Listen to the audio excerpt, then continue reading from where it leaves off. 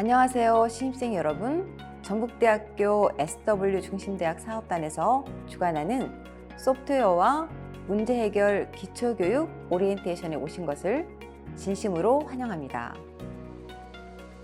저는 이번 교육을 맡게 된 강사 윤인숙입니다. 여러분은 이제 대학 생활을 시작하며 4차 산업혁명 시대의 핵심 역량인 소프트웨어와 컴퓨팅 사고를 본격적으로 배우게 될 것입니다. 이번 교육은 그 첫 발걸음을 가장 쉽고 가장 재미있게 내디딜 수 있도록 구성되어 있습니다. 이 과정은 소프트웨어를 활용해 문제를 정의하고 해결하는 새로운 사고방식을 훈련하는 시간입니다. 여러분의 성공적인 대학 생활과 미래 사회의 핵심 인재로 성장하는 데 중요한 기초가 될 것이라 확신합니다.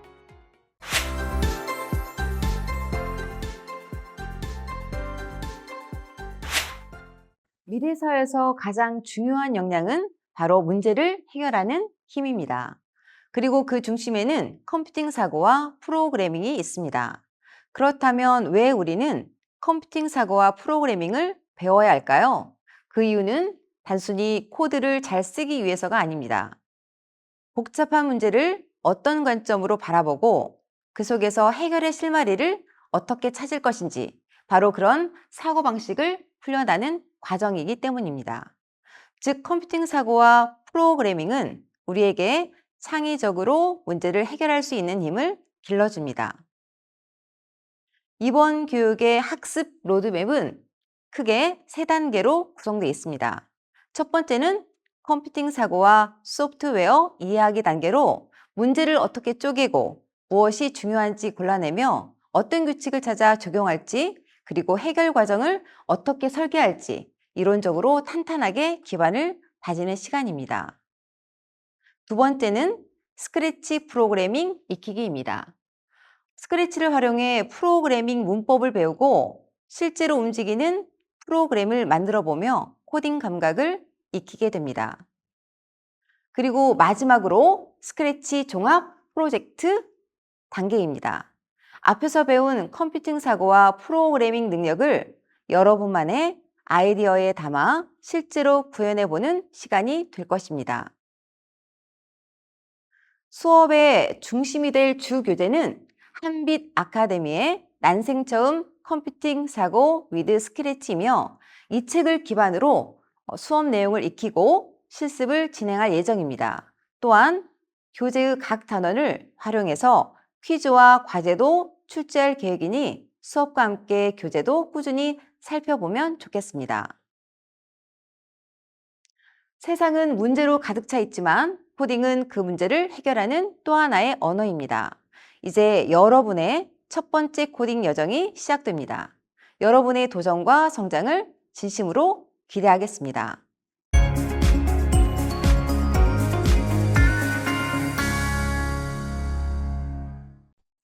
오늘부터 스크래치를 활용해서 문제를 체계적으로 분석하고 해결하는 컴퓨팅 사고를 학습합니다. 컴퓨팅 사고는 추상화, 분해, 그리고 패턴 인식과 같은 핵심 요소로 이루어져 있는데요.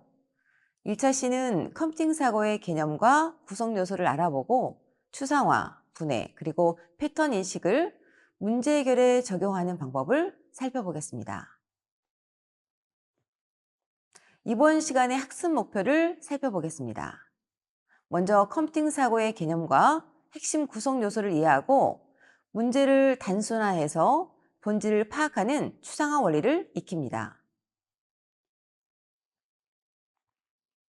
또한 복잡한 문제를 단계별로 나눠서 접근하는 분해 기법과 문제 속에서 반복되는 규칙을 찾아내는 패턴 인식 전략을 배우게 됩니다.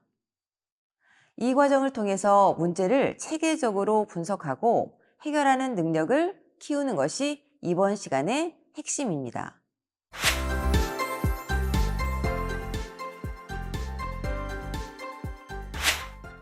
컴퓨팅 사고라는 용어를 처음 사용한 사람은 미국 MIT의 시모어 페퍼티입니다.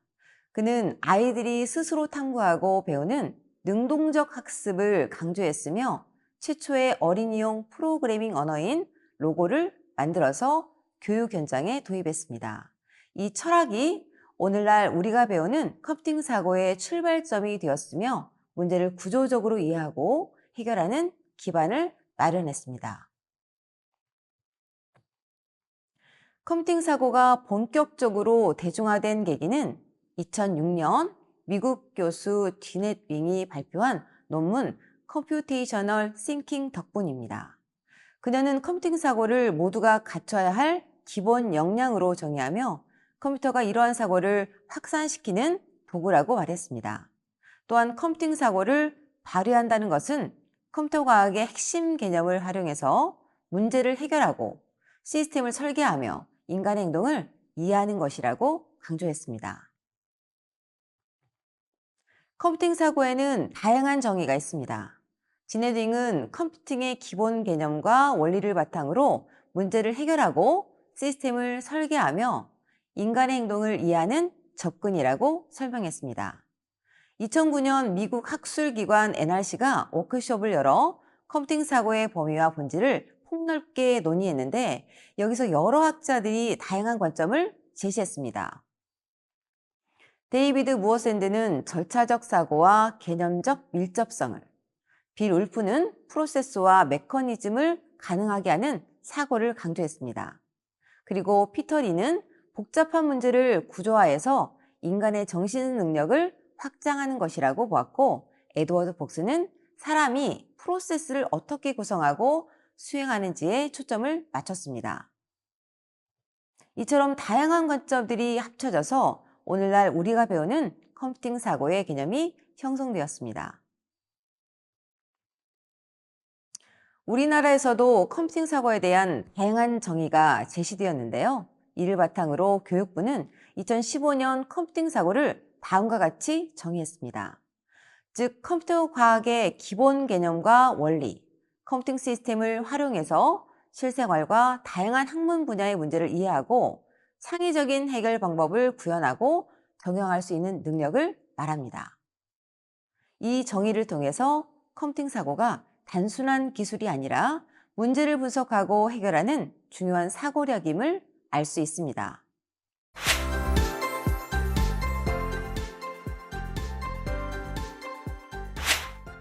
이번 장에서는 컴퓨팅 사고의 구성 요소에 대해서 살펴보겠습니다. 지네딩은 아래 그림과 같이 컴퓨팅 사고를 크게 추상화와 자동화로 구분했는데요. 여기서 추상화 과정은 실제 문제를 해결 가능한 형태로 표현하기 위한 사고 과정으로 먼저 자료를 수집 및 분석하고 그 자료를 도표나 그래프를 활용해서 이해하기 쉽게 표현한 다음 복잡한 문제를 해결할 수 있는 수준의 작은 문제들로 분해하고 문제 해결에 필요한 요소들을 결정하여 적절한 문제 해결 모델을 설계하는 작업을 포함합니다. 그리고 자동화 과정은 추상화 과정에서 만들어진 문제 해결 모델에 따라서 컴퓨터 프로그램을 작성해서 컴퓨터가 문제를 해결하도록 만드는 작업입니다. 아래표는 컴퓨팅 사고를 구성하는 핵심 요소들을 컴퓨터 과학 교육 교사들을 위한 전문단체인 CSTA 및 국제적 교육 전문단체인 ISTE의 관점, 그리고 교육부의 관점을 비교해서 보여주고 있습니다. 먼저 CSTA와 ISTA에서 제시하는 컴퓨팅 사고의 구성 요소를 보면 자료 수집, 자료 분석, 자료 표현과 같이 데이터를 다루는 영역이 명확하게 구분되어 있습니다. 이어서 문제 해결의 핵심인 문제 분해 그리고 본질을 파악하고 일반화하는 추상화가 있습니다. 마지막으로 해결 과정을 자동화하는 자동화와 더불어 효율적인 문제 해결을 위한 시뮬레이션 그리고 병렬화까지 포함하고 있습니다. 여기서 병렬화는 문제를 동시에 처리해서 효율을 높이는 요소로 CSTA 및 ISTA 모델의 특징 중 하나입니다. 그리고 교육부에서 2015년 소프트웨어 교육 운영 지침을 통해 제시한 컴퓨팅 사고력의 구성 요소를 보면 교육부 모델 역시 자료 수집과 자료 분석으로 시작해서 이후 구조화 단계를 거칩니다. 추상화는 분해, 모델링, 알고리즘이라는 세부 요소로 더욱 구체화되어 있습니다. 특히 알고리즘은 문제 해결 절차를 명확히 하는 중요한 요소입니다. 여기서 분해는 CSTA 및 IST의 문제 분해와 유사한 의미로 사용됩니다. 다음으로 자동화 영역에서는 코딩과 시뮬레이션을 포함합니다. 코딩은 문제 해결 단계를 컴퓨터가 수행하도록 실제로 구현하는 핵심적인 과정입니다. 마지막으로 해결 과정을 다른 문제에 적용할 수 있는 능력인 일반화를 제시하고 있습니다. 두 모델은 용어와 세부 분류 방식에서 차이를 보이지만 컴퓨팅 사고를 데이터 기반의 문제 정의에서 시작해서 추상화를 통해 핵심 원리를 파악하고 자동화를 통해 효율적인 해결책을 구현하는 과정으로 본다는 점에서 핵심적인 맥락은 일치합니다. CSTA 및 IST는 병렬화를 통해 효율성에 더 초점을 맞추고 있으며 교육부는 구조화와 일반화를 강조하고 추상화와 자동화를 세부적으로 나눠서 교육 현장에서의 적용을 고려한 것으로 볼 수 있습니다. 지금까지 컴퓨팅 사고의 구성 요소에 대해서 살펴보았습니다. 컴퓨팅 사고의 구성 요소를 너무 다양하게 세분화할 경우 실제 수업에서 교육하기 어려운 점이 있기 때문에 2015년 한국교육학술정보원은 컴퓨팅 사고의 효과적인 교육 방법에 관한 연구에서 컴퓨팅 사고의 구성 요소를 추상화, 분해, 패턴 인식, 알고리즘으로 구분하고 별도로 프로그래밍을 포함시켰습니다.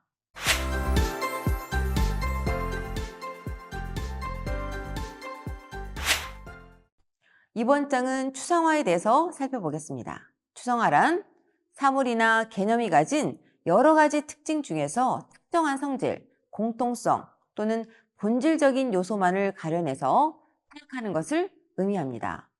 한마디로 복잡한 것에서 핵심을 추출해서 단순화하는 과정입니다. 앞에서 언급했던 추상화의 예를 살펴보겠습니다. 예를 들어 나비, 잠자리, 벌과 같은 여러 곤충을 관찰해 보면 이들은 색깔, 크기, 날개 모양 등 다양한 차이점을 보이고 있지만 공통적으로 몸이 머리, 가슴, 배로 구분되어 있고 다리가 세 쌍이라는 핵심적인 성질을 가지고 있습니다. 이러한 공통된 성질을 찾아내서 곤충이라는 하나의 일반화된 개념으로 파악하는 것이 바로 추상화입니다. 이처럼 여러 사물이나 구체적인 개념에서 공통된 성질을 추출해서 더욱 포괄적인 개념을 만들어내는 과정을 일반화라고도 합니다. 컴퓨팅 사고에서는 이 추상화와 일반화 과정을 통해서 문제 핵심적인 모델을 만들고 그 해결책을 다른 유사한 문제에도 적용할 수 있게 됩니다. 또한 추상화의 예로 곤충 외에 지도가 있는데요.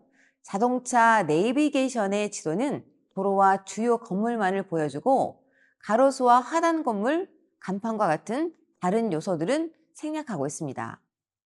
이것은 길 안내라는 문제 해결에 필요한 요소들만 가려내서 특정 지역을 추상화한 것입니다. 이번에는 미술 분야에서도 한번 살펴보겠습니다. 미술에서 추상화는 그림을 그릴 때 대상의 사실적인 외형을 그대로 묘사하는 대신에 가장 기본적인 조형 요소인 점, 선, 면, 색깔만을 이용해서 그린 그림을 말합니다. 추상화를 그리는 화가는 그리고자 하는 대상의 실제 외형보다 그 대상이 지닌 본질적인 속성을 찾아냅니다. 그리고 그 본질을 기본적인 조형 요소로 단순화해서 표현하는 것입니다. 파블로 피카소의 작품을 예로 들어보면 피카소는 여인의 실제 외모가 아니라 여인의 움직임 속에서 느껴지는 본질적인 요소를 찾아냈습니다. 그 결과 여인의 실제 모습은 모두 제거되고 그 본질이 복잡한 곡선이나 기하학적인 형태로 표현된 여인의 추상화가 탄생한 것입니다. 피카소의 말처럼 추상화는 표면적인 배우의 숨어있는 놀라운 속성을 마음으로 보려는 시도입니다. 결국 미술에서의 추상화는 불필요한 디테일을 버리고 대상의 핵심, 즉 본질을 포착해서 표현한다는 점에서 컴퓨팅 사고의 추상화와 그 원리가 일치한다고 볼 수 있습니다. 인물의 캐리커처도 추상화의 개념을 적용해서 얼굴의 대표적인 특징을 강조하고 나머지는 간략하게 표현했고, 올림픽 경기를 나타내는 픽토그램 역시 추상화 개념을 적용해서 그 경기의 특징만을 간략하게 표현한 것입니다. 사랑이란 말도 상대방에 대한 다양한 감정과 행동을 또 하나의 단어로 추상화한 것이라고 볼 수 있고요. 1 더하기 1은 2라는 개념도 마찬가지입니다. 지금까지 추상화에 대한 예를 알아보았습니다. 이번 슬라이드는 추상화 개념이 문제 해결에 왜 중요한지를 보여줍니다. 추상화는 문제 해결에 매우 중요한 개념으로 우리가 복잡한 문제를 다룰 때 추상화를 통해서 문제에서 다루는 대상 중 문제 해결에 꼭 필요한 요소만 남기고 나머지 불필요한 부분은 모두 배제합니다. 이러한 단순화 작업은 우리가 문제에만 집중해서 문제를 더욱 효율적으로 해결할 수 있게 도와줍니다. 아래 그림은 안경 디자인 문제에서의 추상화를 보여주는데요. 사람을 안경이라는 제품과 연결해서 추상화할 때 옷이나 팔, 다리 등은 안경 착용과 관련이 없습니다. 따라서 안경을 디자인할 때 사람은 눈, 코, 귀만 있는 머리 형태로 추상화됩니다. 이 추상화된 대상을 활용해서 안경의 크기, 형태, 걸리는 위치 등을 효율적으로 설계할 수 있게 되는 것입니다. 결론적으로 추상화는 복잡한 현실에서 문제 해결의 본질을 뽑아내서 효율성을 극대화하는 핵심 도구입니다. 이 슬라이드는 추상화를 사용해서 복잡한 문제 지문에서 핵심 정보만 추출해서 문제를 효율적으로 해결하는 방법을 보여줍니다. 제시된 문제는 주어진 글을 읽고 철수가 카페에서 얼마나 일을 해야 여행 경비를 벌 수 있는지 계산하는 것인데요. 먼저 복잡한 지문을 살펴보면 원래 지문에는 친구들과 해외여행, 면접, 사장님의 단정한 용모와 밝은 성격 등 문제 해결과 관련 없는 불필요한 정보가 많이 포함되어 있습니다. 따라서 문제 해결 관점에서 불필요한 정보를 모두 제거하고 계산에 필요한 핵심 정보만 가려내서 추출합니다. 핵심 정보만을 추출한 결과, 즉 추상화 결과는 철수가 여행할 때 필요한 경비는 300만 원이고 철수는 한 달 월급으로 200만 원을 받기로 했다는 것입니다. 결과적으로 철수는 한 달이 아닌 한 달 반만 일하면 여행 경비를 모두 벌 수 있습니다. 추상화된 이 핵심 정보만으로 문제를 쉽게 해결할 수 있었습니다.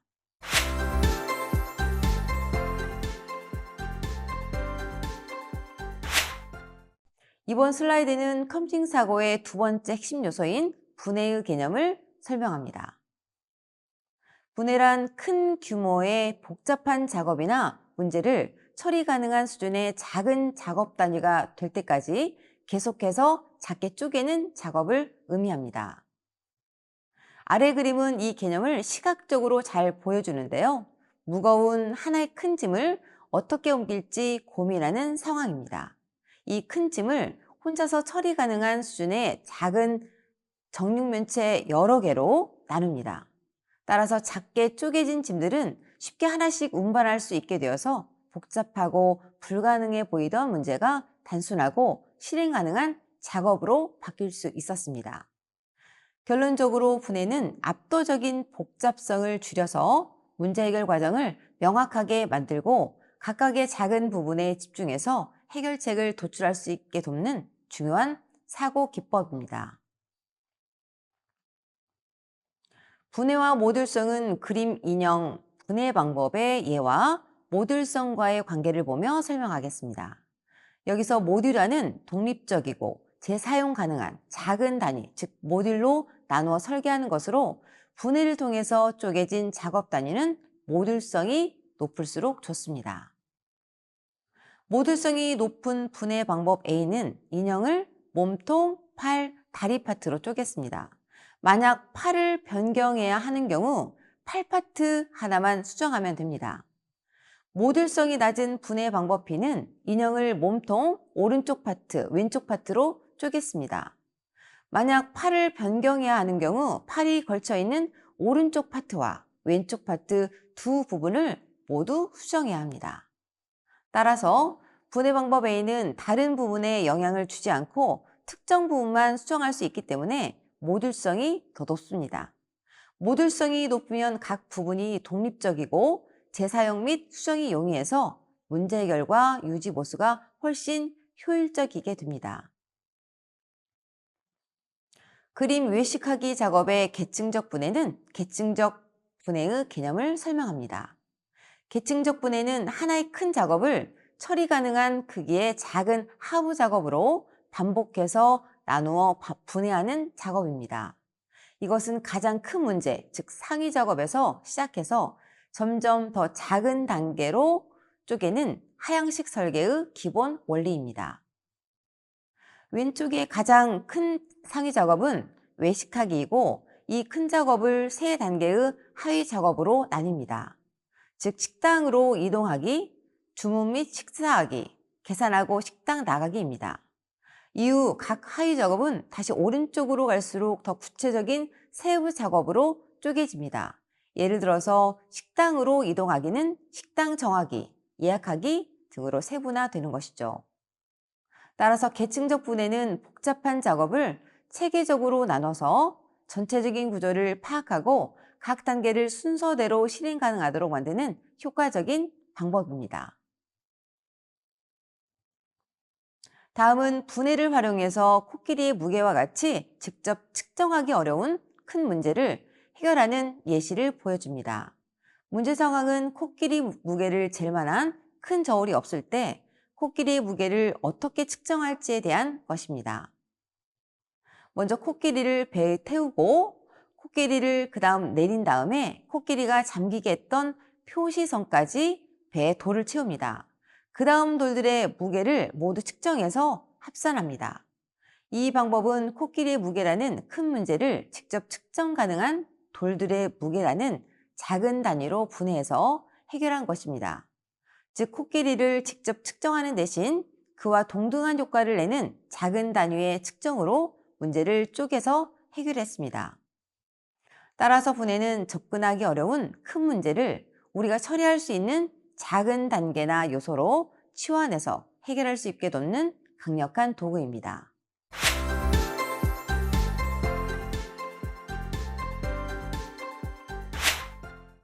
이번 슬라이드는 컴퓨팅 사고의 세 번째 핵심 요소인 패턴 인식의 개념과 그 활용 사례를 설명합니다. 패턴 인식이란 데이터에 존재하는 패턴, 즉 일정한 형태, 유형, 양식 또는 규칙을 찾아내는 것을 의미합니다.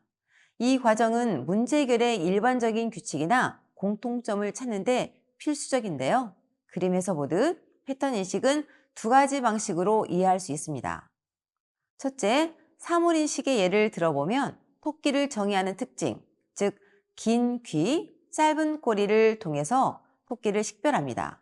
즉 어떤 동물의 실루엣에서 특징을 추출하고 그 특징이 토끼 패턴과 일치하면 해당 실루엣을 토끼로 인식하는 것입니다. 둘째, 현상 예측의 예로 비 올 날씨를 정의하는 패턴, 즉 먹구름, 습도 증가, 곤충이 낮게 나는 현상 등에서 현재 상황의 특징을 추출합니다. 추출된 특징이 정의된 패턴과 일치하면 곧 비가 올 것이라고 예측할 수 있습니다. 따라서 패턴 인식은 다양한 문제와 데이터에서 공통된 구조와 규칙을 찾아내서 사물을 분류하거나 미래를 예측하는 컴퓨팅 사고의 핵심 능력이라고 할 수 있습니다.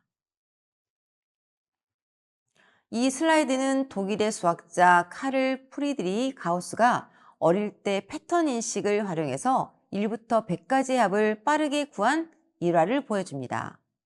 1부터 100까지의 수를 모두 더해야 하는데 가우스는 1부터 100까지의 수열을 순서대로 한 줄, 그리고 거꾸로 한 줄 적어서 두 줄을 더했을 때 항상 101이라는 일정한 합, 즉 패턴이 나온다는 것을 발견했습니다. 가우스는 복잡한 계산 대신 수열에서 반복되는 패턴을 찾아내서 문제를 극적으로 단순화하고 효율적으로 해결했습니다. 이것이 바로 컴퓨팅 사고에서 패턴 인식의 중요성입니다. 이 슬라이드는 패턴 인식이 우리 일상생활에서 어떻게 활용되는지 간단한 예시를 통해 설명합니다. 패턴 인식은 대상이 가진 다양한 속성 중에서 핵심적인 공통 패턴, 즉 규칙, 형태, 본질을 찾아내서 그 대상을 인지하거나 예측하는 능력입니다. 친구가 모자를 쓰거나 머리 모양이 바뀌는 등 표면적인 외형이 달라지더라도 우리는 그 사람의 얼굴이 가진 본질적인 특징을 통해서 같은 사람임을 바로 알아봅니다. 모자 착용과 관계없이 같은 사람으로 인지한다든지 세상에는 다양한 디자인과 형태 의자가 있지만 우리는 앉을 수 있는 구조, 즉 본질적인 패턴이라는 공통점을 통해서 새로운 디자인의 의자를 보더라도 그것이 의자라는 것을 바로 인식한다는 것이죠. 따라서 패턴 인식 덕분에 우리는 변화 속에서도 불변하는 핵심을 찾아내서 주변 환경을 효율적이고 빠르게 이해하고 반응할 수 있습니다. 이 슬라이드는 패턴 인식을 통해서 복잡해 보이는 문제를 의외로 쉽게 해결할 수 있음을 베르나르 베르베리의 소설 개미에 나오는 수열 문제를 예를 들어 설명합니다. 다음 슬라이드로 넘어가기 전에 숨겨진 규칙성, 즉 패턴을 함께 한번 찾아보세요. 자, 숨겨진 패턴은 다음과 같이 연속된 숫자 묶음입니다.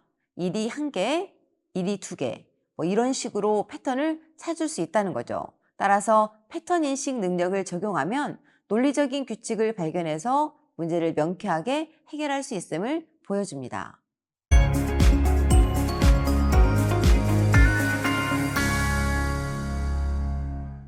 이번 1차 시에서는 컴퓨팅 사고의 기본적인 이해부터 핵심 구성 요소인 추상화, 분해, 패턴 인식 개념까지 자세히 다루었습니다. 컴퓨팅 사고의 등장과 정의를 통해서 컴퓨터 과학의 기본 원리를 활용해서 문제를 정의하고 해결하는 사고 과정임을 확인했고, 컴퓨팅 사고의 구성 요소를 CSTA 및 ISTA 모델과 교육부 모델을 통해서 비교했습니다. 두 모델 모두 데이터 처리, 추상화, 분해, 그리고 자동화 등을 핵심으로 다루지만 세부 분류와 용어의 차이가 있음을 확인했습니다. 또한 우리는 복잡한 문제를 해결하기 위해서 필수적인 3가지 사고 기법을 집중적으로 살펴보았습니다. 이 3가지 요소, 즉 추상화, 분해, 패턴 인식은 복잡한 문제를 논리적이고 효율적으로 해결하기 위한 사고의 틀을 제공하며 이는 이어질 알고리즘 설계의 기반이 됩니다. 다음 장에서는 마지막 핵심 요소인 알고리즘에 대해서 자세히 알아보겠습니다.